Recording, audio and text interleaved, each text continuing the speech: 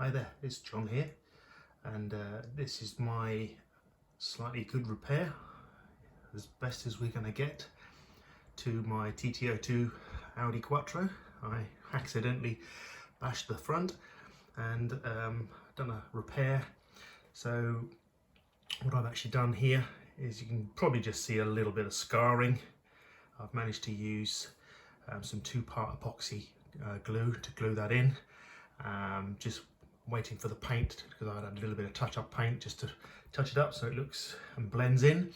And I'm going to put some Gorilla tape on the back. I'm going to use this sort of tape here. I'm going to cut some strips and put some support from behind to support the edges, and I'll do the same on each of the cars there, on each of the corners.